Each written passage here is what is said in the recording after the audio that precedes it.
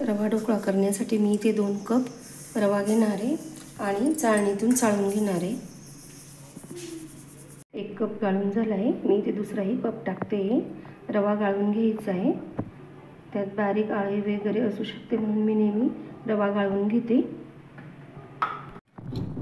2 कपासाठी मी 2 चमचे मीठ घालणार आहे।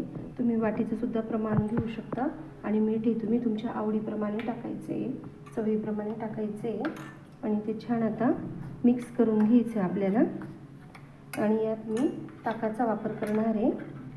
ताक तुम्ही लागता टाकायचे आणि छान असं मिक्स करून घ्यायचे। इथे मी पाण्याचा वापर केलेला नाही। यात मी 1 चमचा साखर घालते आणि छान मिक्स करून घ्यायचं आपल्याला। इथे मी ताटाला तेल लावून घेणार आहे, बघू शकता तुम्ही छान असं तेल लावून घेतलंय आणि ताट बाजूला करते। याला सुद्धा 5 मिनिटं झालेले, बघू शकता तुम्ही खूप छान असं मुरलंय 5 मिनिटात।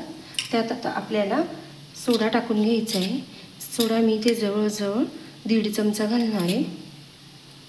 तुम्हाला सोड्याचं प्रमाण कमी ठेवायचं असेल तर तुम्ही थोडं प्रमाण कमी ठेवू शकता आणि छान मिक्स करून घ्यायचे।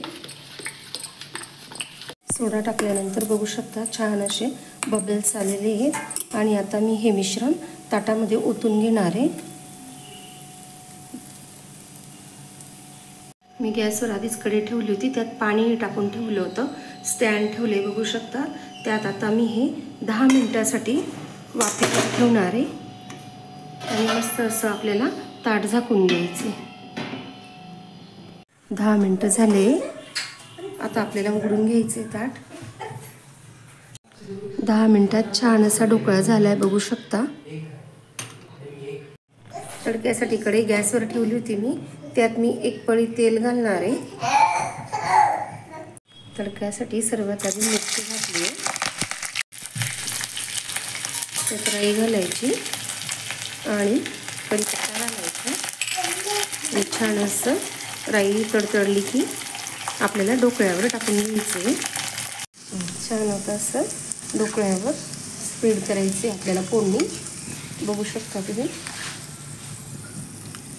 छान असा रवा ढोकळा तयार झाला आहे, बघू शकता तुम्ही। खूप छान असा स्पंजी रवा ढोकळा आलेला आहे, हे बघा। मी आता हे सगळं प्लेटमध्ये काढून घेणार आहे।